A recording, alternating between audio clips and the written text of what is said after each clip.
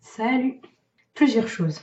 Déjà, dans le Q&A numéro 1, donc la dernière vidéo, j'ai dit qu'une des trois choses que je voulais faire dans ma vie, que j'avais encore jamais faite, c'était voyager en solo. Ce projet va être réalisé pas plus tard que vendredi, vu qu'après mes partiels, je pars 3-4 jours à Göteborg et à Oslo. Donc je vais faire Göteborg, Oslo, Göteborg et retour à Kalmar. J'ai vraiment hâte. Ça a l'air plutôt frais comme ville. Ça sera la première fois aussi que je vais dormir dans une auberge de jeunesse. Donc j'ai plutôt peur de ça, surtout vu mes affaires, etc. Après, bon, vu qu'on parle quand même de pays scandinaves, donc j'ai un plutôt bon a priori à propos de ça. Je sais pas si c'est un stéréotype, si ça va se confirmer, je sais pas. Du moment que ça ressemble pas au film d'horreur Hostel, ça me va parce que je suis une femme noire, donc dans un film d'horreur j'ai une durée du moyenne de 10 minutes. Sinon, je sors tout juste d'un examen, c'était un scandale. 3 heures de souffrance non-stop et de réponses qui n'avaient aucun sens à des questions qui n'avaient aucun sens, pour moi du moins. Le genre de questions que tu lis et tu regardes, tu fais. Qu'est-ce que je fous là? Évidemment, je ne pourrais pas commencer une vidéo aujourd'hui sans parler de ce qui s'est passé en Belgique. Où que vous soyez, j'espère que vous et vos proches vont bien. Prenez des nouvelles d'eux et prenez soin des uns des autres. Et j'espère que tout ira bien. Je pense que ça finira par aller bien. Après, je sais que je suis de nature des fois un peu naïve et optimiste, et vu que je suis à 1300 km de tout ça, je peux paraître un petit peu détachée de la situation, mais le propre de l'être humain, c'est de faire face et de se relever quand c'est la merde partout. Donc, je nous fais confiance pour affronter tout ça et en tirer une meilleure partie possible et aller de l'avant. Donc voilà. Crocs ou Birkenstock? Ça commence bien. La partie sensée et rationnelle de moi-même me dirait de dire aucun des deux, parce que ces deux chaussures sont des produits de l'enfer. Mais je dirais Birkenstock parce que les Crocs à la base c'est des chaussures de jardinage, et à part mes 3 mini cactus importés d'Ikea, je ne jardine pas. Donc en plus d'avoir des chaussures moches, j'aurais des chaussures dont je ne me sers même pas en fait, et dont j'exploite même pas le vrai potentiel. Donc on va aller avec les Birkenstock parce que elles ont pas de potentiel et des fois j'en ai pas non plus. Donc du coup ça nous fait un point commun. Crois-tu au coup de foudre? Wow. Alors, je vais essayer de répondre de manière à peu près concise, histoire de pas prendre 3 siècles par question comme la dernière vidéo, mais je vais essayer de faire une réponse complète quand même. Ça dépend de la définition qu'on a de coup de foudre. Je pense qu'au niveau physique, tu vois, tu peux avoir un coup de cœur pour la personne. Tu vois, genre, voir une personne dans la rue ou je sais pas, dans ton entourage, je sais pas, un premier rendez-vous, tu vois, et t'as ton cœur qui prend une béquille, tu fais ouh, bonjour, tu vois. Et ensuite, après, te rends compte que peut-être, en plus d'être super beau, genre la personne, et genre un super caractère et tout ça. Mais ça, pour moi, c'est très différent du coup de foudre, où je pense que quand on dit coup de foudre, on pense à l'amour direct. Et ça, pour moi, ça n'existe pas.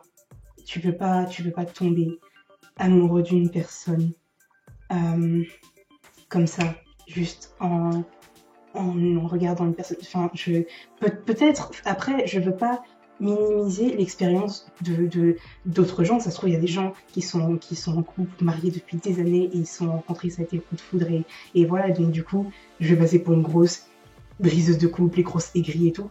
Mais pour moi, je fais partie des gens qui pensent que l'amour, ça prend beaucoup de temps et de travail pour se développer, pour naître, etc. Et donc du coup, non. Le coup de foudre, non. Et c'est pas plus mal finalement, parce que je pense que plus vite t'as des sentiments pour une personne, plus vite en cas d'échec ou de désillusion, ça fait mal. Alors quand tu vas progressivement, lentement, par étapes, et que tu découvres peu à peu à quel point la personne est géniale et elle peut te surprendre jour par jour, ça finalement c'est encore plus stylé. Waouh. Je viens de faire... Le niveau de cette réponse était extrêmement sérieux, je suis désolée. Donc voilà. Donc coup de foudre, non. Comment manges-tu tes œufs? Je les mange dans le même récipient qui me sert à savourer mon thé en ce moment.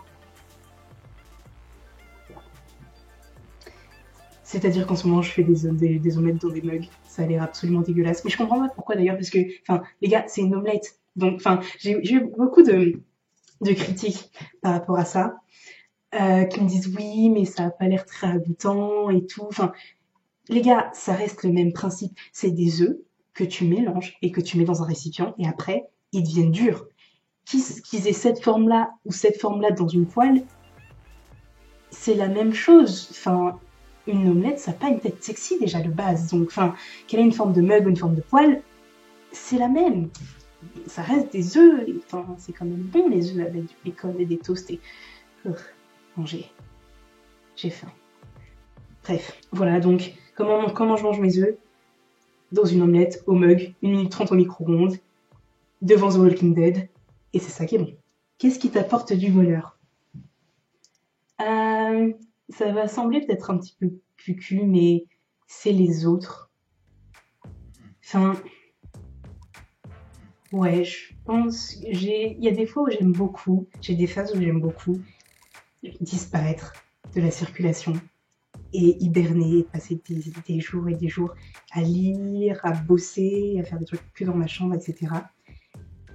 Et ces jours-là, même si je suis productive et que je fais beaucoup de choses que j'aime, etc., je me sens moins heureuse que quand je suis avec des gens et quand j'arrive à dire des bêtises qui arrivent à faire rire quelqu'un, ou si j'arrive, je sais pas, à rendre service à une personne qui va me dire merci.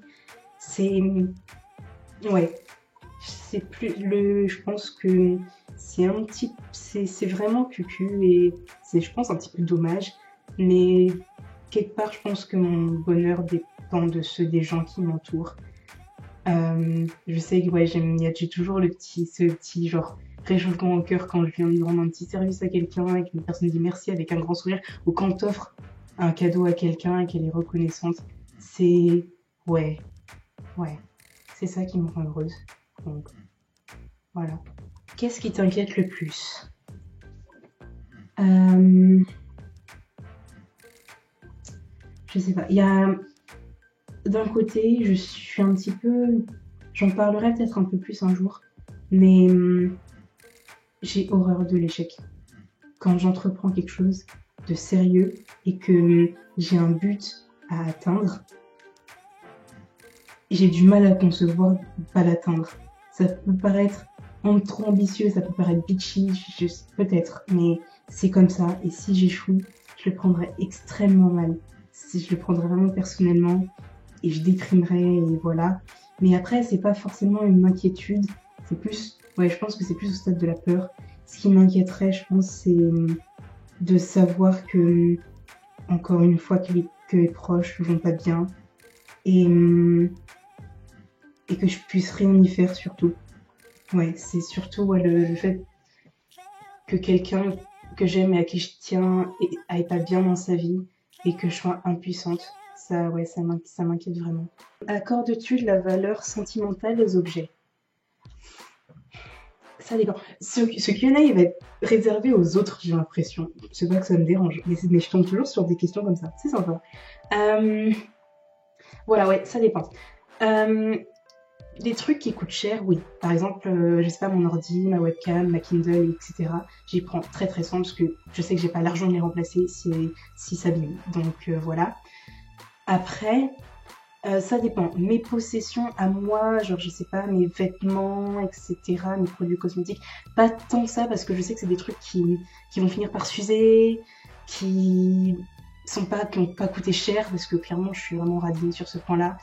Et voilà, mais ouais, non. Mes objets qui n'ont pas coûté cher, non.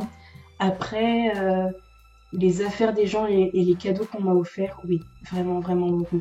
Par exemple, le contenu de mes poignets, voilà. Tous ces bracelets-là, à part bon, celui-là, parce que c'est le bracelet de l'union étudiante de l'université, et celui-là que j'ai acheté au Cambodge. Tous ces bracelets, c'est des cadeaux de gens, et comme je pense, comme vous pouvez le voir, il y en a qui ont des têtes genre improbables, ça doit faire peut-être, je sais pas, je crois qu'il y en a, ça fait 7 ans que je les ai. Et j'y tiens énormément, j'y tiens énormément, je les enlève que quand je joue au volley ou quand je prends l'avion. Et je serais prête à être enterrée avec parce que, enfin, ça c'est super important. C'est rien pour moi, c'est peut-être rien, enfin, objectivement, mais pour moi, ça veut dire que y a quelqu'un, un moment dans sa vie, il tenait à moi et il m'a offert des trucs. Et c'est cool. Et enfin, ouais, ça, ouais, je tiens beaucoup aux cadeaux qu'on fait. Et parce que c'est pas anodin pour moi. Mais sinon, après, mes possessions personnelles, ouais, ça va, ça vient. Et justement, j'essaye de me distancer de tout ça de plus en plus, histoire de pas être un peu moins matérialiste et accorder plus d'importance aux expériences qu'aux choses. Et voilà. Donc, non, pas vraiment, sauf si vous me faites un cadeau. Et là, ça sera un des trucs les plus précieux que j'aurai au monde. Si l'apocalypse était prévu, qui faudrait-il à tout prix sauver selon toi? Ouf. Question dure. Question très très dure.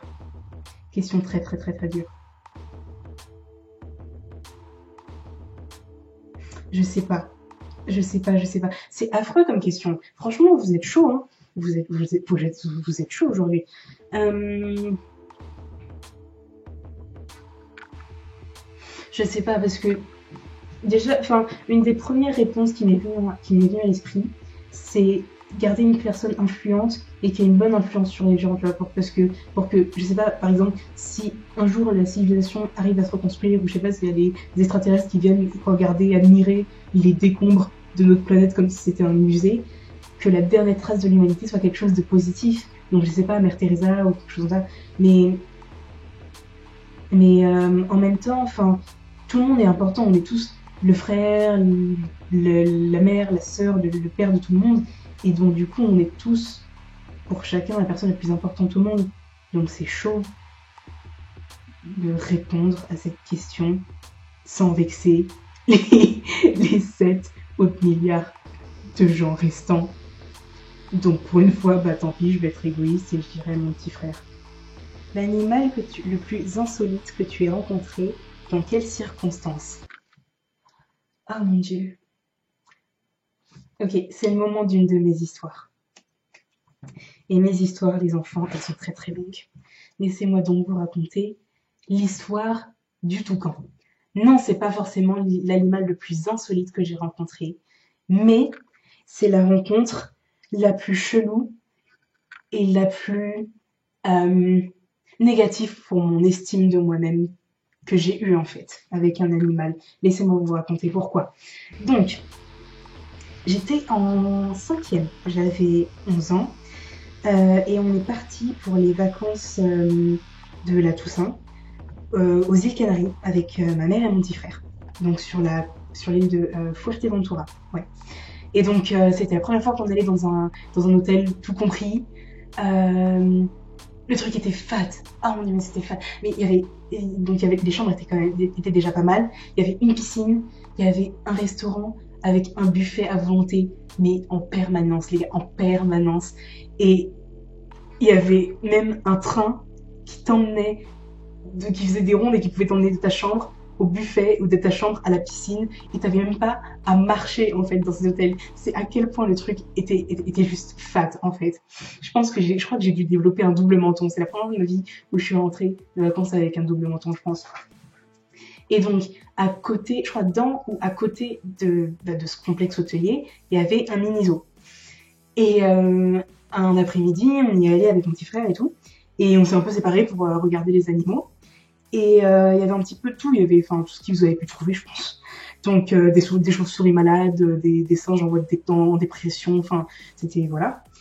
Et un moment, je me dirige donc vers une cage et je vois un toucan. Mais c'est pas, tu sais, l'oiseau majestueux et tout coloré, des images Google Images. Non, non, non, non, non. Le truc, franchement, l'animal, il avait fait toutes les guerres, je pense. Il avait fait le Vietnam, il avait fait les deux guerres mondiales, il avait absolument tout fait. Il avait, genre, le bec fissuré, c'était comme s'il avait tenu des grenades dans son bec, tu sais.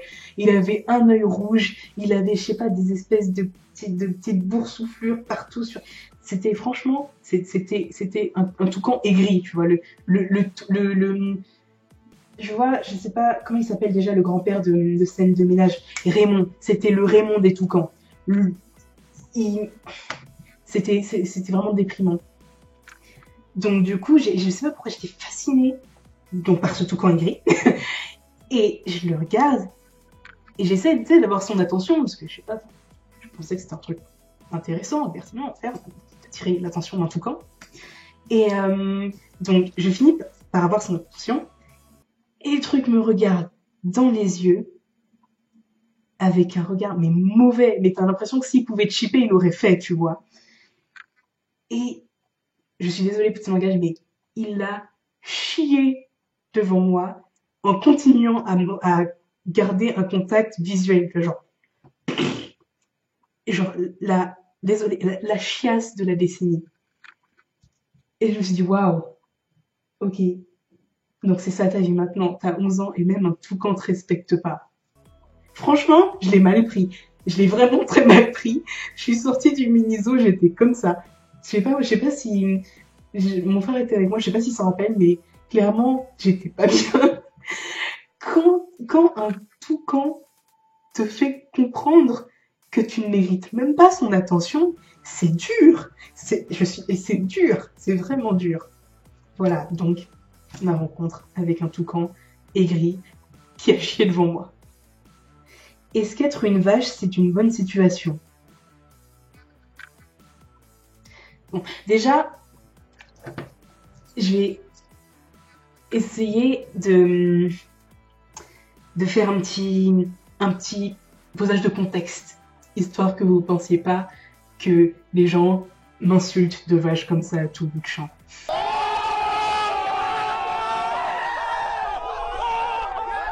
Donc, pendant ma première et le début de ma deuxième année donc en école de commerce, j'ai intégré probablement une des meilleures associations étudiantes qui existent et qui s'appelle OneID. Donc cette association s'occupe de tout ce qui est technologie en fait dans l'école, que ce soit réparation d'ordi, confection d'affiches sur Photoshop, formation et donc ce dont j'étais en charge, la construction et la maintenance des sites web des autres associations en fait. Et notre logo donc c'était une vache toute mignonne comme ça que j'ai toujours et que j'ai absolument tout le temps sur moi. Et donc voilà, et la vache c'est notre emblème. Pourquoi je ne le dis pas? Parce que c'est un secret. Il faut être membre pour connaître le secret de la vache.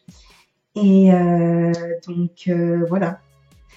D'où voilà pourquoi une vache et pourquoi je pense, j'ai pas regardé toutes les questions, mais je pense que vous entendrez encore parler de vache dans les prochains Q&A. J'ai un pressentiment. Et donc pour répondre à la question, est-ce que être une vache c'est une bonne situation? Vous savez, moi je crois pas qu'il y ait de bonnes ou de mauvaises situations. La peluche fétiche quand tu étais petite. Oh, je sais pas. Je sais pas. Alors, curieusement, je me souviens pas de ma peluche fétiche, mais je me souviens de la peluche qui était pas fétiche. Curieusement, c'est une peluche, enfin un clown quoi. Donc déjà un clown, vous avez compris pourquoi. C'était pas une peluche fétiche que mon parrain m'avait offert et j'étais Et j'étais petite, donc c'était même avant que je commence à avoir peur des clowns, donc avant que je vois ça, avant que je connaisse American Horror Story, c'était avant tout ça. Et déjà, je les aimais pas. Déjà, j'ai jamais aimé les clowns. Enfin, je suis désolée, mais quand t'as besoin de tout ça de maquillage pour recouvrir ton visage, c'est qu'il y a un truc qui est louche. Je suis désolée. Je suis désolée. Il y a un truc qui va pas. Il y a un truc qui va pas. Donc bref. Et donc, il m'avait offert cette peluche-là en pensant me faire plaisir. Mais curieusement, on ne sait pas pourquoi, la peluche, elle finissait toujours dans le placard sous l'évier. Donc voilà. Et ma mère, elle m'engueulait en disant que une peluche, ça n'avait rien à faire là, ce qui est un argument tout à fait pertinent. Et à chaque fois, elle me disait de la ramener dans ma chambre. Et curieusement, je ne sais pas pourquoi, elle finissait toujours dans le placard sous l'évier. Donc voilà, je suis désolée maman, et je suis désolée tonton, mais un clown, c'était pas la meilleure idée de peluche à m'offrir. Voilà. Pourquoi les zèbres ont-ils des rayures? Pourquoi ils n'en auraient pas? Zébristes. Si tu étais un personnage badass de The Walking Dead, qui serais-tu? Je pense que... Déjà, rien que pour le fait que je suis moi, et vu, je sais pas, ma couleur de peau et ma coiffure, tout ça, machin, et mon caractère aussi, tout le monde m'associe avec Michonne, et je le prends bien, parce que c'est un de mes personnages préférés. Au début, elle était un petit peu, tu sais, meuf sauvage et tout, qui fait confiance à personne. Ce qui est un petit peu moi, parfois. Et au final, tu vois quand même qu'elle a une certaine profondeur, qu'elle a des blessures qu'elle essaie de surmonter. Et qu'elle arrive à tenir aux gens, à s'attacher, à faire partie de la bande. Et je suis contente de voir son évolution, en fait, au travers des saisons. Je suis vraiment contente. Et ouais, c'est un personnage vraiment, vraiment badass. Et surtout, vu les retournements de la saison 6, je vais pas spoiler, mais ça a été retourné. Voilà, il y a eu du retournement, du catégorie comme ça. Voilà. Et ben, j'ai encore plus hâte de voir ce qui va devenir. Voilà, bon. Je pense que ça fait assez de questions pour aujourd'hui. J'essaierai de répondre à d'autres questions quand je rentrerai de Norvège. Et bon, il est temps pour moi d'aller réviser un petit peu. Et puis voilà. Merci encore pour vos nouvelles questions. Franchement, vous êtes fous, mais elles sont super drôles. C'est un truc de ouf. Et vous êtes géniaux et continuez. Vous êtes de plus en plus nombreux à arriver. Bienvenue. C'est cool si vous êtes là. J'espère que vous allez aimer ce que vous allez voir. N'hésitez pas à commenter, à me donner des suggestions, à liker, à vous abonner si vous aimez. Et voilà.